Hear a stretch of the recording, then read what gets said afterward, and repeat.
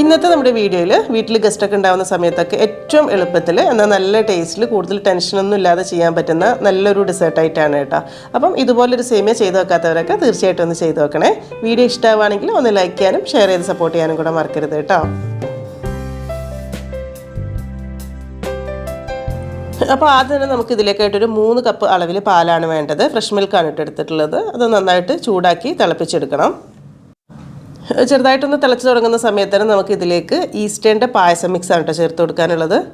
ഈ ഒരു 200 ഗ്രാമിൻ്റെ പായസം മിക്സ് മുഴുവനായിട്ട് ഞാൻ ഒരു 3 കപ്പ് പാലിലേക്ക് ചേർത്ത് കൊടുക്കുന്നുണ്ട്. വെർമസില്ലി പായസം മിക്സ് ആണ് കേട്ടോ. നമ്മുടെ സേമിയ, പഞ്ചസാര, അതിനുള്ള ഫ്ലേവർ കാര്യങ്ങളും അണ്ടിപ്പരിപ്പ്, മുന്തിരി കാര്യങ്ങളൊക്കെ തന്നെ ഇതിൽ വന്നിട്ടുണ്ട്. അതുകൊണ്ട് തന്നെ നമുക്ക് ഇതിലേക്ക് കൂടുതലായിട്ട് ഇനി ഒന്നും ചേർത്ത് കൊടുക്കാനില്ല. ഇതങ്ങ് ചേർത്ത് കൊടുത്തിട്ട് നല്ലോണം മിക്സ് ആക്കിയിട്ട് ചെറിയ തീയിൽ വെച്ചിട്ട് നല്ലോണം അങ്ങ് തിളപ്പിച്ച് കുറുക്കിയെടുക്കുക. ഒരു 5-6 മിനിറ്റൊക്കെ തിളപ്പിച്ച് കഴിയുമ്പോഴേക്ക് തന്നെ സേമിയൊക്കെ അത്യാവശ്യം വെന്ത് തുടങ്ങിയിട്ടുണ്ടാവും. അപ്പോൾ നോക്കുക, വേവ് കുറവാണെങ്കിൽ കുറച്ചുകൂടി സമയം ഒന്ന് വേവിച്ചെടുത്താൽ മതി. പിന്നെ നമ്മളിത് ലൂസായിട്ട് സാധാ പായസം പോലെയല്ല കുടിക്കുന്നത്, നല്ലൊരു ഡെസേർട്ടായിട്ടാണ് ചെയ്യുന്നത് കേട്ടോ. അപ്പോൾ അതുകൊണ്ട് തന്നെ ഞാൻ കുറച്ചുകൂടി ഒന്ന് വറ്റിച്ച് പാലൊക്കെ ഒന്നുകൂടി ഒന്ന് കുറുക്കി സെറ്റാക്കി എടുക്കുന്നുണ്ട്. ശരിക്കും ഇതുപോലെ ഇങ്ങനെ കുറുക്കി എടുത്താൽ തന്നെ പായസം പോലെ കുടിക്കാൻ നല്ല ടേസ്റ്റാണ്. നമുക്കിതിലേക്ക് വേറെ നെയ്യോ കാര്യങ്ങളോ ഒന്നും തന്നെ ഇല്ലെങ്കിലും സിമ്പിളായിട്ട് കുടിക്കാൻ തന്നെ നല്ലതാണ്. പക്ഷെ നമ്മളിതൊരു പായസം പോലെയല്ല. അപ്പോൾ ഒരു ഡെസേർട്ടാക്കി ചെയ്യാൻ വേണ്ടിയിട്ട് ഇതിലേക്ക് കുറച്ച് ക്യാരറ്റ് കൂടെ ചേർക്കുന്നുണ്ട്. 2 മീഡിയം സൈസിൽ വരുന്ന ക്യാരറ്റ് ഒരു 200 ഗ്രാമാണ് ഉണ്ടാവുക. അത് നന്നായിട്ട് വേവിച്ചെടുത്തിട്ടുണ്ട്. പ്രഷർ കുക്കറിലൊക്കെ ഇട്ട് വേവിക്കുകയാണെങ്കിൽ പെട്ടെന്ന് തന്നെ റെഡി ആയി കിട്ടും. അപ്പോൾ എന്തായാലും നല്ലോണം വെന്ത് കിട്ടണം.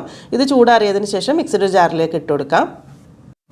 ഇതിലേക്ക് ഒരു 1/2 കപ്പ് അളവിൽ പാലും ചേർത്ത് കൊടുക്കുക. അതുപോലെ തന്നെ ഒരു 3-4 ടേബിൾ സ്പൂൺ കണ്ടൻസ്ഡ് മിൽക്ക് കേട്ടോ. മധുരം നോക്കിയിട്ട് ആവശ്യത്തിന് എടുത്താൽ മതി. അതൊരു 3 ടേബിൾ സ്പൂൺ ഒഴിച്ചിട്ട് ഇതുപോലെ എല്ലാം കൂടെ നല്ല ഫൈനായിട്ട് അടിച്ചെടുക്കുക കേട്ടോ. ഈ ഒരു തരിയൊന്നും ഇല്ലാത്ത രീതിയിൽ അടിച്ചെടുത്തിട്ട് നമ്മുടെ ഈ റെഡിയാക്കി വെച്ചിട്ട് പായസം ഉണ്ടല്ലോ അതിലേക്ക് ഒഴിച്ചു കൊടുത്തിട്ട് നന്നായിട്ട് അങ്ങ് മിക്സ് ആക്കി എടുക്കുക.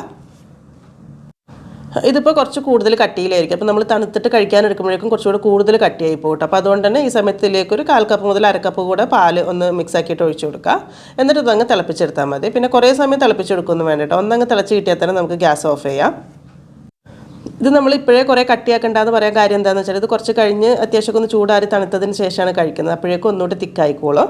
അപ്പോൾ അതുകൊണ്ട് തന്നെ ഇത് ചൂടാറാൻ വേണ്ടിയിട്ട് വേറൊരു പാത്രത്തിലേക്ക് മാറ്റി വെച്ചിട്ടുണ്ട്. അപ്പോൾ നല്ല തണുത്തിട്ടാണ് കഴിക്കാൻ ഇഷ്ടമെന്നുണ്ടെങ്കിൽ ഫ്രിഡ്ജിലേക്ക് ഒരു 1-2 മണിക്കൂറൊക്കെ ഒന്ന് മാറ്റി വെക്കാം.